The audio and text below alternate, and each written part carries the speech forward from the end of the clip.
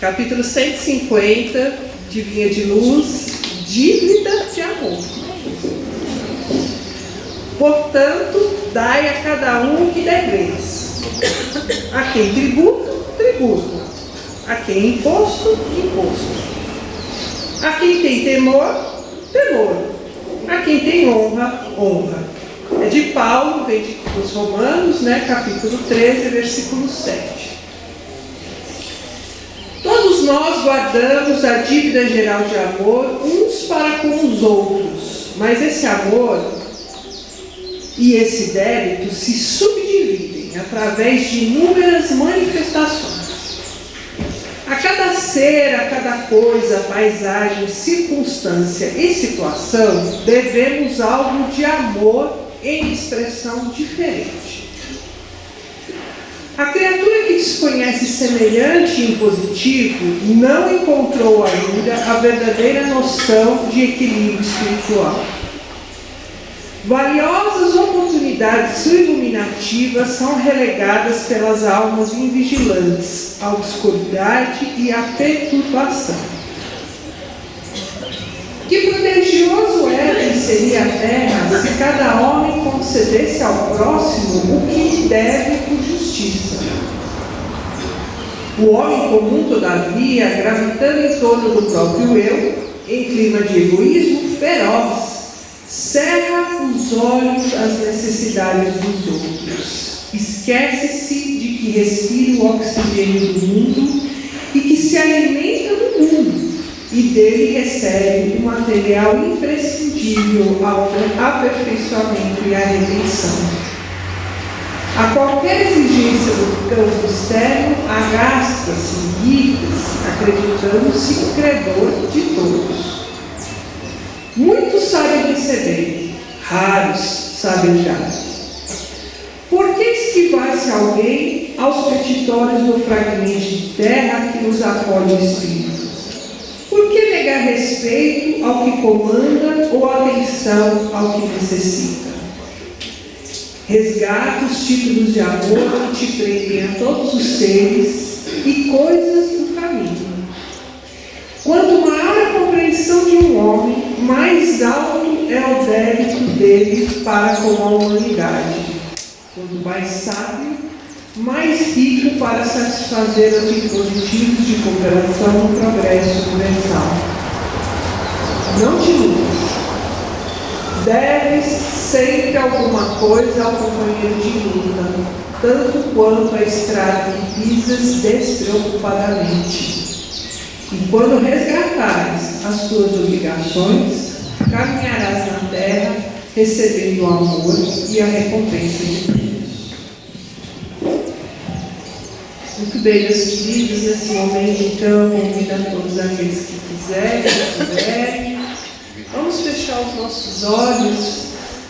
E quando a gente fecha os nossos olhos, a gente abre os nossos ouvidos para perceber a natureza ao nosso redor.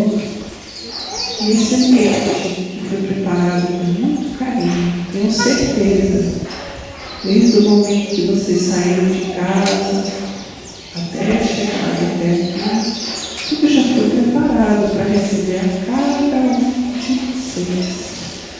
Porque o nosso Pai sabe das necessidades, das dificuldades e das facilidades de cada um, que cada um leva nos seus corações.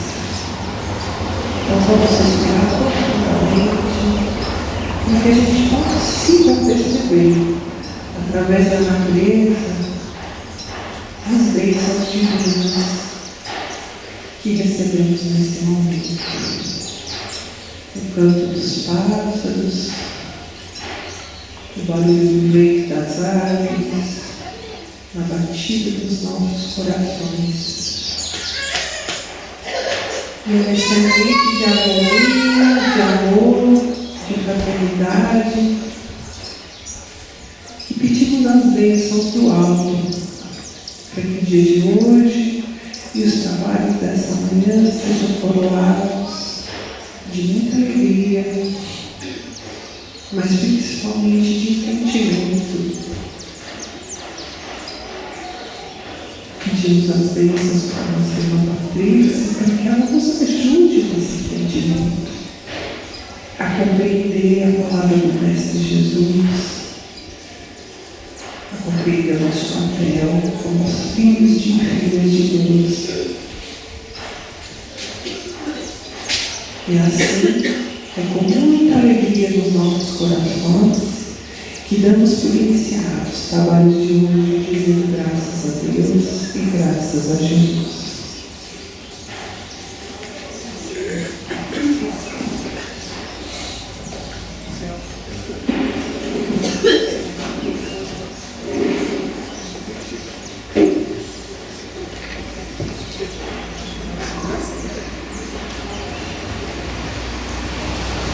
Bom dia, graças. Feliz, grata de estar com vocês nessa manhã de sábado, linda de sol, plantados ali no meio da natureza, na escola de Deus, que a natureza é a escola divina para todos nós. Muito emocionada fiquei com as músicas. O nosso tema de hoje é a meta é a evolução, e é a primeira vez que eu venho sozinha ao casa. Sempre André, que é meu anjo da guarda, me traz. Aí a gente combina um ponto aí e ela vem comigo. E hoje eu falei, gente, eu vou, porque a meta é a evolução. Chega um dia que tem que dar. E eu cheguei aqui. E não para casa, porque uma casa não existe, pessoal. A casa não precisa de nada na vida. O grupo estava no coral, coordenado pelo meu amigo Renato, talvez sem saber, foi cantando músicas que eu cantava, eu cresci numa escola católica. Pequenininha, a diretora era eminentemente católica e era ali que eu fui educada. E aí, na sequência, ele cantou as músicas que a gente cantava na escolinha, que depois a diretora botava a gente para cantar antes de entrar. Uma depois da outra, foi na casa não. Na casa não. Patrícia, você não é mais criança. Aprenda o caminho do gasto sozinha, que a meta é a evolução. Então eu queria agradecer ao grupo, fiquei muito emocionada.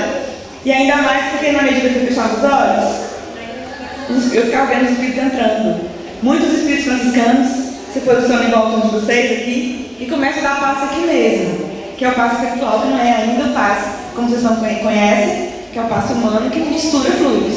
Um dia vocês vão entender isso. Mas os espíritos irradiam para nós fluidos espirituais.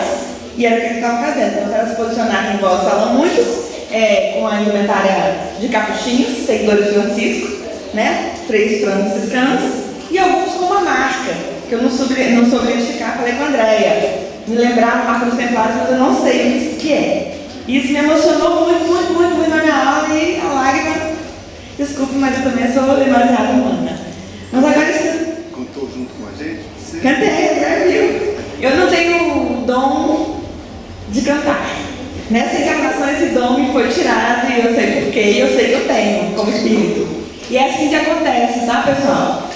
Na nossa caminhada como espíritos que somos, e é isso que nós somos, tá bom? Não se percam nunca mais de vocês, tá? Na nossa caminhada como espíritos, a gente já se perdeu muitas vezes da gente. A gente entrou aqui na Terra, e a Terra é cheia de problemas, cheia de confusão, cheia de coisa que não é importante, mas que a gente dá importância, e a gente esquece uma coisa fundamental pra gente, que a gente é um espírito, tá bom? É isso que você é. Você pode estar em qualquer situação, em qualquer cenário. Estamos aqui para os novos encarnados agora, vestindo um corpo físico, mas a gente é um espírito. E a gente acumula uma história que se perde no nosso passado. E a gente traz tudo com a gente. Só que nessa vida a gente vai viver aquilo que é necessário. Eu sei que eu já cantei em outras vidas.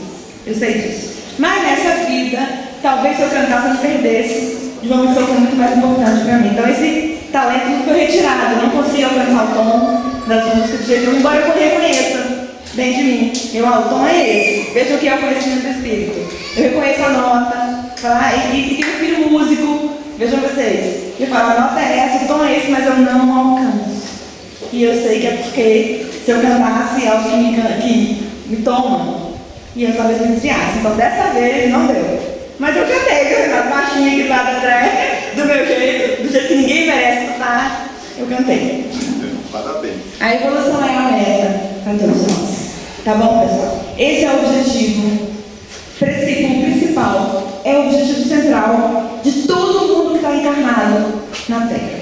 A Terra é a nossa planetinha, que é uma escola para todos nós, um hospital para todos nós, né? Um lugarzinho de gente como nós, que está precisando muito aprender muita coisa, porque nós somos todos atrasados, viu? Eu sou professora de português, então eu brinco com meus filhos lá em casa dizendo assim: atrasado aqui na terra é assim, eu sou, tu és, ele é, nós somos, vós sois, eles são, todo mundo atrasado.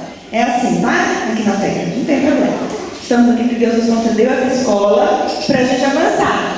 Lembra que eu estava lá na escolinha e contei para vocês que a gente botar uma musiquinha católica lá e era lindo? Ninguém vai dizer para aquela criança que estava lá que tinha problema dela não saber ler. Ela estava na escola para aprender. Nós também, tá? Somos espíritos. Você é um espírito. Não esquece disso. Nunca mais. Tá bom? Você é um espírito. Que esse é o objetivo da gente. Olha, pessoal, quando a gente está aqui na Terra, às vezes a gente se confunde. Porque a Terra é atrasada. Então, às vezes a gente confunde o meio com o fim. A gente acha que a meta da nossa vida é arrumar aquele emprego ali. A meta da minha vida é conseguir a casa não sei aonde. A meta da minha vida é comprar não sei o quê. A meta da minha vida é fazer não sei o quê. Não, para. Não é. Você não é o seu título, tá bom? Você não é o título que você não conquistou.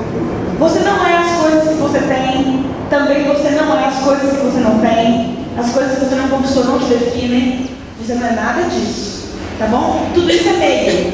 É meio para você chegar em algum lugar. Isso significa que todo mundo que está aqui na Terra, e a Terra, nossa escolinha linda que Deus nos deu, nunca teve tanta gente em cima dela, pisando no terreno dela. Todo mundo deveria, conforme a lição que a Câmara leu, agradecer.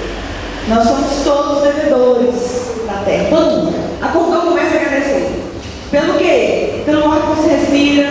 Quantas vezes você precisa falar, pulmão, respira aí. A gente respira pelo pulmão, né? Sístole de ácido no coração, a partir do movimento que o pulmão faz filtrando o ar. Quantas vezes a gente para para agradecer? Viu? A gente não para.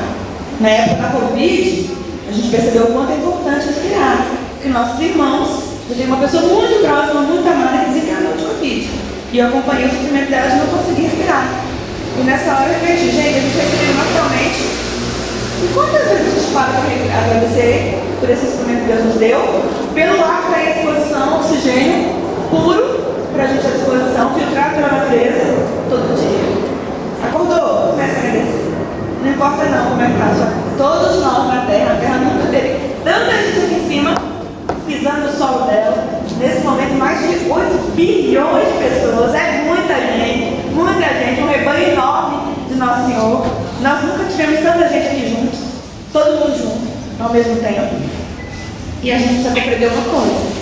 A meta nossa aqui na Terra, quando a gente reencarnou, quando a gente reencarna, é a evolução. Esse é o objetivo de todo mundo. Inclusive os espíritas, às vezes a gente se confunde. E a gente fala, eu já sei que eu reencarnei, a minha meta é consertar meu marido. Minha meta é endireitar esse menino aí que é meu filho. Não. Minha meta é me dar bem com a minha sogra. Estou falando só situações de casa. Só eu que vivo isso, gente? Não. Todo mundo em casa olha para casa e fala, vamos lá. Entendeu? Porque a nossa casa é a primeira escola. E a gente não está debaixo do nosso teto por acaso. Nunca. Lembra que eu falei? Por acaso, nada, não preside nada na Terra. Não tem por acaso. Não tem coisa sem querer. Entendeu? Não. Todo mundo está debaixo do seu teto tem um motivo muito importante para estar aí. Valorize essa escolinha, por mais difícil que ela seja. Mas a gente não reencarnou para isso, não. Para consertar a esposa, eu reencarnei para consertar a minha esposa. Meu marido brinca comigo tantas vezes. Ele diz, eu já sei porque eu reencarnei para te consertar. E eu digo a ele, olha, pega a estrada aí, filho. Não foi por isso não, você reencarnou. E ele ri. Não foi por isso. A gente não foi pelo outro, foi por nós. Então eu estou aqui para vencer o outro? Não é. Não, esse é o objetivo, não é. A escola está atrasada, que é a Terra, e às vezes a gente acha que a gente está aqui competindo. Entendeu? Um dia eu recebi um postzinho aí no aplicativo de mensagem de manhã, dizendo assim, acordou, não importa se você é lebre ou se você é leão, comece a correr. Porque o leão come a lebre tem que correr do leão. Então, o post era assim, acordou, não importa se você é lebre ou leão, comece a correr. Eu não falei, para, não. Eu não sou essa pessoa. Até porque eu tive uma doença muito grave, quase desencarnei, e estou aqui, eu sei que pela misericórdia de Deus, que só acaba quando termina, Deus é que sabe quando é a hora, e eu não posso correr. Então, na hora que eu recebi o post, sei, né? Porque a vida muda. Não aprendi a vir sozinha pro gato. Pois é. Mas hoje eu ainda não posso correr. Então, na hora que eu vi o post, eu falei, gente, isso aí não é comigo. Acordou para correr, para. Mas esse postzinho reflete o que a gente pensa da vida. Entendeu? Sou mãe de adultos jovens. Quando meus filhos eram adolescentes, um dia eu estava levando-os para a escola e eu passei por um outdoor, que são essas placas na rua, que era propaganda de uma escola, e era assim: se seu filho estudar aqui, ele vencerá todos. Eu falei, não, para, gente, meu filho vai passar na calçada dessa escola. Porque a gente não está aqui para vencer dos outros, entendeu? O objetivo da nossa vida não é esse, embora pareça. Ah, eu estou aqui para correr, ganhar de fulano, fulano passou de mim, fulano tem mais que eu, fulano chegou não sei aonde que eu não cheguei, meu irmão chegou não sei aonde, eu não cheguei, velho, para. Você não reencarnou para competir com ele. Não, com ninguém. Não se compare com ninguém. Tá? Com ninguém. O seu parâmetro é você, compare com você. Quem você era ontem, quem você consegue ser hoje, lembrando que você é um espírito. E que tudo mais é meio. Então o seu trabalho é meio. As coisas que você tem ou que você não tem são meios para você ser um ser humano melhor. Essa é a sua meta, é a meta de todo mundo. Se a gente chega no final da vida sendo um pouquinho melhor, conseguimos alcançar o objetivo dessa vida. E é um pouquinho só mesmo, tá? Porque às vezes a gente não consegue muita coisa. Não importa, consiga alguma coisa, tá? De você. Olhe para você e fale assim: aquela pessoa que eu fui ontem, daquele jeito como eu fui ontem, respondendo diante das situações que eu respondia, eu não quero mais ser. Tá bom? Às vezes nessa vida que a gente vai conseguir é um passo só. Às vezes a gente vai conseguir muitos passos. Não importa. É você com você. Não olhe para o lado. Tá bom? Apenas para ajudar o semelhante. Olhe para o lado, porque no seu processo de evolução, que é a sua meta, será necessário você auxiliar. Tá bom? Lembra que André leu? Nunca por acaso? Nós somos todos devedores, uns dos outros. Tá? Quantas mãos? Eu sou devedor de quem, Patrícia? Eu nasci no ar, não tinha mãe, não tinha pai, cheguei até aqui, sou uma pessoa só, sou devedor de quem? De muitas mãos. Tá? O ser humano, nos lembra o Haroldo Dutra, que é um grande palestrante espírita, é o único animal, nós somos animais, né? Somos racionais. Significa que o nosso raciocínio é constante. Entendeu? É por isso que a gente é animal racional, porque a gente pensa o tempo todo. Use o seu cérebro. Ele não está aí por acaso. Pense antes de agir. Porque todo ato tem consequência. Pode ser boa ou não, pense. Então, o ser humano é o único animal que não chega à idade adulta se alguém não cuidar. Os animaizinhos, eles nas primeiras horas ali tem alguém que cuida do bichinho, mas se faltar, se tiver tido o primeiro cuidado, talvez a primeira amamentação, o bichinho ficou de pé, depende do estágio do bicho, né? Mas os animais vão se virando. Já com um aninho assim já estão conseguindo andar. Tanto que bichinhos, por exemplo, como o pet, cachorro, gato, com menos de um aninho a gente adota, ele separa da mãe, ele passa em frente. Aí, gente, passa, não passa. Uma criança com um ano não vive, gente. Sem cuidar, não existe. Ou seja, não importa o seu cenário, muitas mãos contribuíram para você chegar até aqui. Quais foram as mãos que amassaram o pão que você comeu hoje de manhã? Ah, Patrícia, eu não comi nenhum pão, mas vai comer. E nós não vamos passar nem 24 horas sem comer, que a gente vai ficar muito frágil, certo? Então, mesmo que eu tenha tido pão da manhã, em algum momento terá. Quantas mãos prepararam esse alimento, essa sopa? Entenderam? Nós somos devedores o tempo todo da vida. Então, olhe para o lado para devolver um pouquinho para a vida de tudo que você tem recebido. Porque sozinho a evolução não vai. Sozinho, como a Terra é competitiva e atrasada, às vezes a gente pensa assim: ah, eu vou só mesmo. Sozinho, a gente pode até ir muito mais rápido. Entendeu? Chega lá onde? Não sei. Chega. Acordou, o posto vai perceber, sai correndo. Isso aí é na solidão do nosso próprio egoísmo, que a gente precisa vencer. Juntos, a gente vê muito mais longe. Porque eu aprendo com o outro me ensina, o outro é meu espelho. Como assim o outro é meu espelho? Sabe aquela coisa que me incomoda demais na minha mãe, no meu esposo, no meu filho? Pois é, essa coisa está em mim. É por isso que está me incomodando nele. Então, bateu, o Haroldo Dutra fala assim, muito legal. Algum sentimento bateu? Leva que é seu. O que significa? Ah, eu estou incomodada com minha mãe que não está se importando com tal coisa. Sim. Com o que pensando, e o fato da sua mãe se comportar com tal coisa te doeu. Tá em você, não é nela. Viu? A evolução é nossa, é um processo que te pertence. Mas o outro nos ajuda. Viu? O outro nos ajuda. Quando ele mostra pra gente a pessoa que ainda não somos, mas que já podemos ser. Então a gente vai evoluindo. E a gente vai se evangelizando. Que lindo! Que lindo! Então a gente está aqui para se evangelizar. Mas presta atenção. Às vezes, a gente acha que evangelizar é começar a falar. Ah, tá, eu vou ser evangelizadora agora. Que eu quero falar, eu vou ser palestrante. Olha, Patrícia. Que eu quero falar. Sim, filha, pode falar, mas tem 2 ouvidos e uma boca só. Significa que a primeira pessoa que vai escutar é você. Viu? Então, primeiro evangelizando de nós mesmos somos nós mesmos. O que isso significa? Que evangelizar não é falar. Quando a gente fala, quando a gente dá uma aula para criança, para jovem, quando a gente faz uma palestra, quando a gente conduz um estudo, a gente está evangelizando. A gente está prestando um grande serviço na seara do bem, que a gente está expondo para o mundo a palavra. Mas evangelizar não é só isso. Isso aí é uma pequena parcela da evangelização. O grande trabalho da evangelização, que a gente deve fazer coletivamente, significa viver. Quem nos ensinou isso? O patrão dessa casa, Francisco de Assis. É ele que diz assim, vejam vocês, que bonito, para a gente compreender como que a gente evolui juntos. Responsabilidade. Ele fala assim, presta atenção, Cássio. Evangelize sempre. Sempre. Você que já conhece a palavra de Nosso Senhor. Para aqueles que estão chegando na casa espírita, estamos numa casa cristã. E seguimos a Jesus.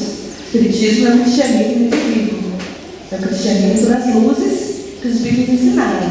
É isso. Tá? Então, Francisco de Assis dizia: muito cuidado. Você que já conhece o Evangelho de Nosso Senhor. Muito cuidado. Responsabilidade.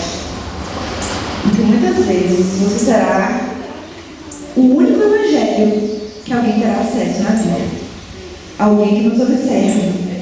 Tá bom? Paulo de Tarso, apóstolo do Cristo, dizia: somos vigiados por uma nuvem de testemunhas. Não são só espíritos desencarnados fora da matéria. Os encarnados também estão nos olhando.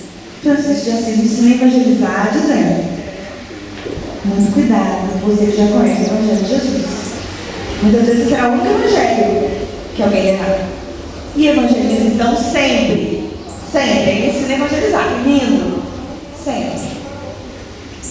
Se precisar, respira, Gássio. Quando precisar, use as palavras. Isso significa que evangelizar não é sair falando. Tá bom? 3 filhos jovens adultos lá em casa. Se eu começar a falar e virem comigo e dizer: mãe, o micro-ondas está ali à sua disposição. Pode começar, geladeira, viu? Aí eu entendi. Que evangelizar não é sair falando. Entendi na prática ali, no dia a dia. Os meninos que me ensinam a ser melhor. Vai lá, mãe, vai que vai conseguir. Evangelizar não é sair falando. Evangelizar é fazer o esforço da vivência. Tá bom? E o esforço da vivência só se dá no coletivo. Tá? Eu preciso me esforçar para eu viver, para o outro olhar e falar: ah, está conseguindo isso e eu vou conseguir outra coisa. Porque o meu parâmetro sou eu mesmo, eu olho para mim, para dentro de mim. E assim nós vamos juntos. E na hora que o outro consegue galgar um posto, não fala mais palavras de baixo calão, não fala mais palavrão, não fala mais palavra chula. Andou um monte, melhorou, velho. Melhorou a palavra. E fica mais fácil os bichos usarem. Quando a gente educa a nossa palavra, educa o nosso sentimento, porque educou o nosso pensamento. Ah, nessa vida eu consegui só isso, isso é ótimo. Você é o seu parâmetro. Tá bom? Você é o seu parâmetro. Você é que sabe. Porque também, pessoal, não se compare com ninguém, porque só você sabe o tamanho da sua dor. Tá? O outro não sabe. Não tem condições de saber. Na hora que as meninas cantaram aqui junto com o Renato: cura, Senhor, onde dói. Cura, Senhor, onde eu não posso ir. E eu pensei em várias situações onde de verdade eu não posso ir, mas o Senhor pode. E eu pedi a ele que fosse lá. Só eu sei. Só você sabe. Entendeu? Então só você sabe onde dói em você. Por isso o outro não pode ser parâmetro para você. O outro vive a sua dor, calça o seu sapato, vive a sua vida. Sabe o desafio que você enfrentou todo dia? Não sabe. Não sabe. Assim também no nosso processo evolutivo, de construir o ser que ainda não somos, graças. A gente aprende uma coisa linda, linda mesmo que eu considero, a não julgar outra pessoa.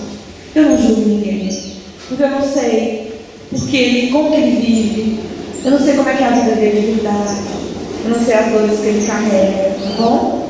Os espíritos alertam que às vezes, assim, na diferença de um braço pra gente, seja pertinho, tem uma pessoa ali sorrindo, com um sorriso no rosto, mas está carregando dores com ela, que se fosse com a gente não suportaria. Não temos fibras morais, não temos resistência para dar conta daquilo. Entendeu?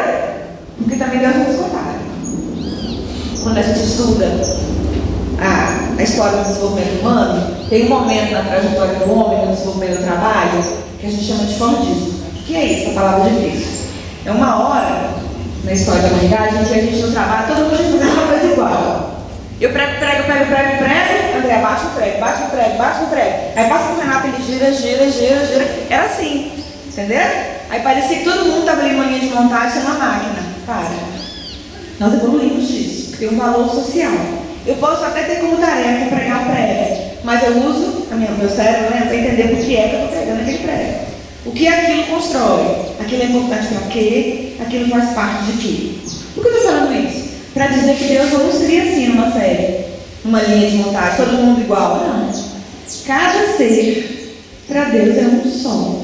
Tá bom? Por isso Deus te reconhece pelo seu nome. E Jesus também.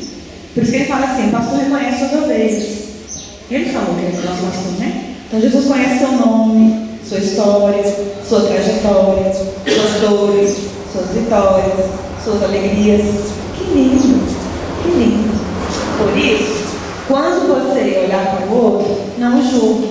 Você não sabe a história dele, que foi concedida para ele com permissão de Deus, porque ele suporta. Porque Deus que nos ama nunca daria para a gente uma história que a gente não desse conta. De suportar para quê? Para evoluir, que é o tema da nossa reflexão de hoje. Tá? E tem desafios, às vezes, na nossa vida que a gente não supera numa vida. Tá bom? Eu tive uma doença muito grave, contei para vocês, né? Fiquei curada da doença. Dia desses, a doença voltou. Mas voltou assim no começo. E aí a gente descobriu rápido, eu agi de novo, graças a Deus, com a medicina da terra, que existe, que Deus pertence. E fiquei curada de novo. Eu estava 6 meses sem trabalhar, na casa espírita. Quando o André mandou mensagem, ele voltou feliz, eu estava de licença médica, e ela nem sabia.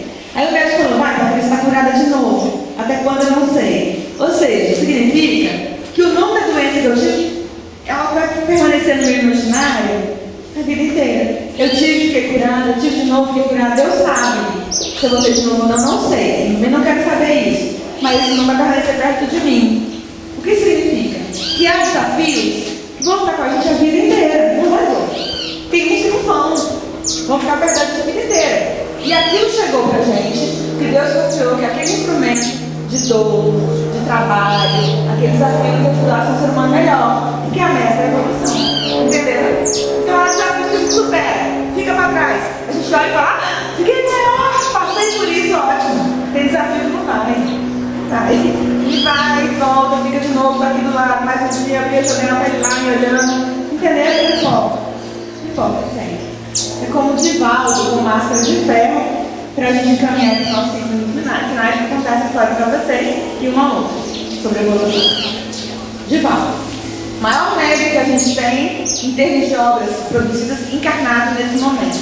Quase 300 livros psicografados. Um médio incrível, um trabalhador de Jesus diante do qual a gente se dobra. Construiu uma atividade assistencial na cidade de Salvador, que é uma rua hoje, começou com uma casinha. Hoje ela lançou no caminho com uma rua inteira lá, uma rua, só de atividade assistencial. Tem casa de parto, tem lar, tem escola, tem padaria, 1 milhão de coisas.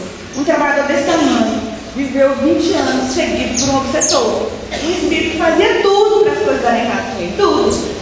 E ninguém entendia nem ele. Como é que eu estou aqui no bem, fazendo bem, o espírito não sai de perto? Onde dá o espírito alcançava para atrapalhar?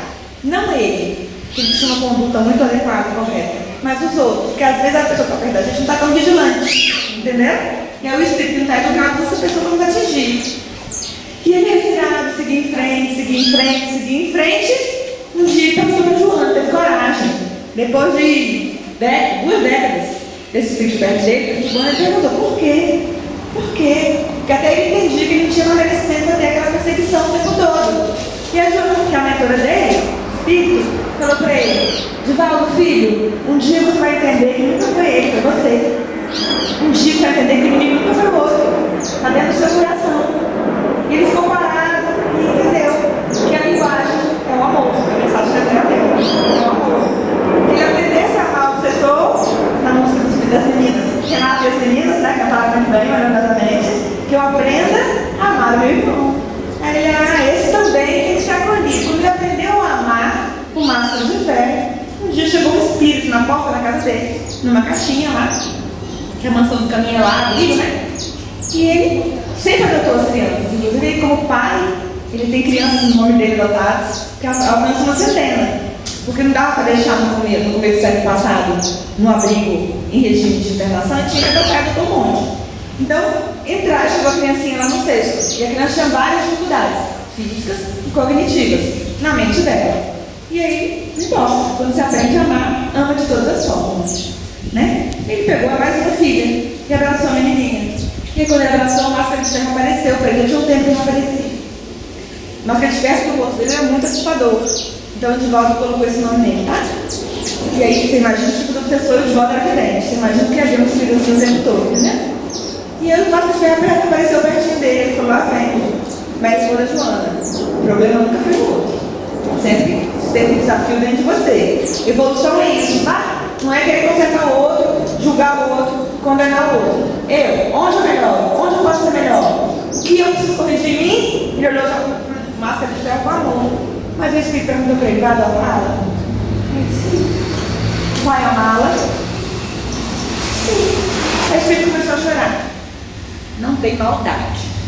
Kardec nos ensina como codificador, como organizador do nosso espiritismo. Tem dor, tá, gente? A pessoa está muito má, muito má, muito má.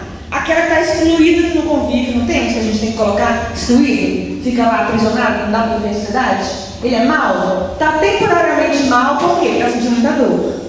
Tá bom? Convivi com jovens, num lugar de recolhimento juvenil, fazendo um relatório, na época eu trabalhei no conceito de psicologia, e vi isso.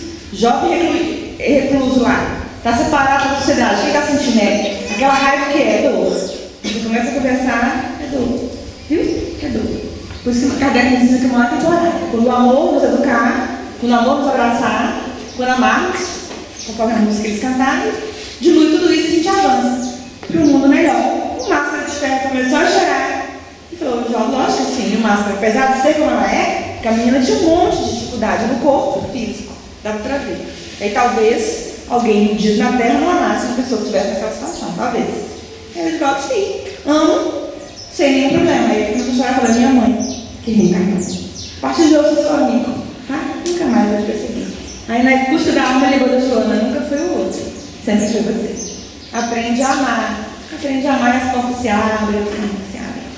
Quero encerrar nossa reflexão contando uma última história em 1 minuto para vocês que os espíritos nos contaram. De uma mulher que passou muita dificuldade na vida, muita dificuldade. A meta é a evolução, né? Ela era uma professora. Os espíritos não nos contaram se era aqui em Brasília, mas eu acho que é, pela descrição. Todo dia ela ia para a escola dela, era longe de casa. O ônibus passava num lugar que só tinha terra, na seca, por isso que eu acho que é aqui. E um dia, olhando para fora, ela começou a pensar: gente, esse caminho deveria ter flor. Por que ninguém bota flor nesse lugar, né? Aí um dia no coração dela pensou: por que não eu? Pense também, quando estiver difícil, alguém tem que fazer alguma coisa. Por que não eu? Ela começou a jogar sementes na janela. Jogou, o tempo passou, e as sementes cresceram e viraram flores na estrada. E ela desencarnou, porque muito tempo passou. Aconteceu com ela, vai acontecer com a gente. Um dia a gente vai desencarnar também, tá bom? Aproveite seu tempo, aproveite hoje. Ela desencarnou e voltou para casa, que morreu e voltou para casa, graças a Deus. Quando ela chegou lá, vários espíritos abraçaram, um que ela não conhecia, a abraçou também e falou: obrigada por você ter voltado. Ela: desculpa, eu não lembro de você. Embora ela tenha sido professora, ela tinha boa memória, ela não lembra de você. Aí ele falou: eu gosto que você não me conhece. E aí ela falou: então por que você veio me abraçar? E ele falou para ela que eu era o espírito guardião daquela estrada que você fez florescer. Obrigada, filha, porque o mundo ficou um pouquinho mais bonito depois que você esteve lá. E ela entendeu que cada semente que a gente joga na terra reflete a gente mesmo. Que um dia alguém fala isso pra gente, viu, Graça? Obrigada, filha. Obrigada, filha. A terra ficou um pouquinho mais bonita porque você esteve lá. Jesus nos abençoe. Obrigada, pessoal.